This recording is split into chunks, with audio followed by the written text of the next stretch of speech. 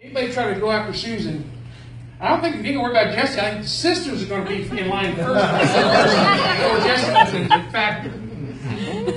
But we need, as a family in God, we need to have each other's back. But part of that is we have got to learn to get to know each other better. Yeah. You know, of all the people in this room, this man right here, I know like a brother. Anybody ever speak anything against him, I know his heart as well as I know my own. And if they speak something against him, I'm going to be the first person in their face telling them that ain't him.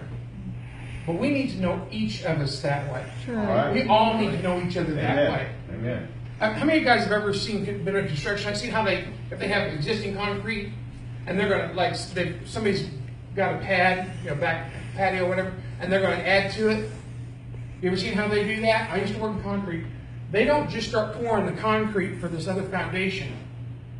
They will put rebar into the existing pad to tie it together. That's how they keep it strong. And that's what we need to have inroads with each other when we really know each other. So because we're going to be the foundation of a much bigger church very soon. That's right. And we need to be a strong foundation, tied together. Come on. Because there's going to be people that are going to come in here completely unchurched. And they're looking for something different.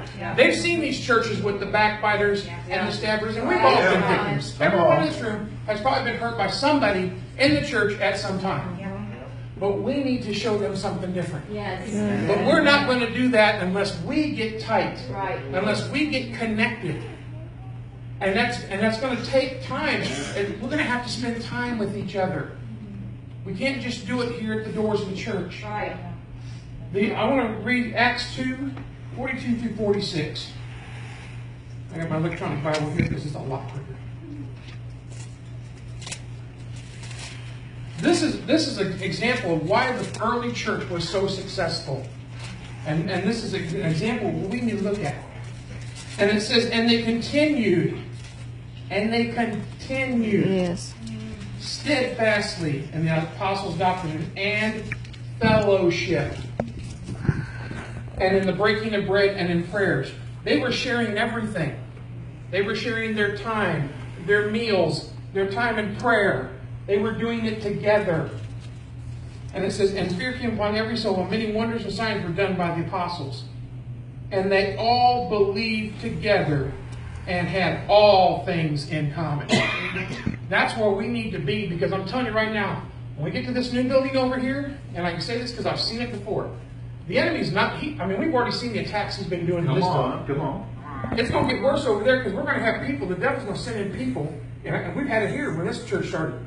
And he's going to send them in there, and they're going to try to get in here and put wedges in. Yeah. They're going to try to divide people. They're going to try to set people against each other. Come on. And we need to know each other so well that we can spot that and say, no, I know what you're doing. We're going to shut this down right here. Yeah. Yes. I like that. We need to know each other that well. We need to know we have each other's backs. Be able to trust one another. I know we've all had hurts. And there's some of us in this room who are like, well, I'm not going to open myself up. I might get hurt again. But you know what? We need to remember that's the past. Come on. God's doing a new thing in this place. And this is, obviously I've been in a lot of churches, and this body is like no other body I have ever been in before. There are so many strong Christians, a lot of people that I have trusted more people in this body than I've ever trusted in another body I've ever been. But we need that for everyone. If you're one of those people saying, oh, I'm worried about letting somebody in, they might find out about my junk.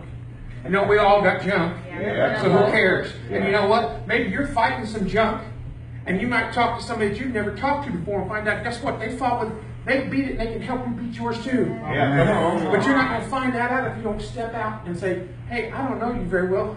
Let's go have dinner sometime. Come on. Yeah. Let's go out and see a movie sometime and talk. Or just come to my house and do a barbecue. We need to start fellowshipping with each other more. Not just be at the door every Sunday, but spend time outside of this place. The first church, that's what they did. And that's why it started strong and stayed strong for years. Come on. Amen. So we need to put our past behind. Quit worrying about the past. Quit worrying about the hurts. Wipe the slate clean. And I challenge you, look around the room. Look around the church on Sunday Ask yourself, who do I not know really well? Yeah. Who should I take out for lunch? Or who should I invite to my house? Good. And invite them and sit down with them and talk to them. Open yourself up and let them know who you are. Yes. Listen to them when they open themselves up. Get to know these people. Because we're the foundation of a much bigger church that's coming. And I'm telling you, when we get over there, it's going to happen fast. Yeah. We've got to be ready. And it's going to take time, and it's going to take time together. Yep. So in closing, I challenge you. Look around. See who you don't know. See who maybe God's telling you, I need to spend some time with that couple or that single individual. And step out. Don't be afraid. Like Ms. Jane's message, don't worry. Don't worry about what might happen. Yeah. Just know that this is how God intended it. And so we need to do that.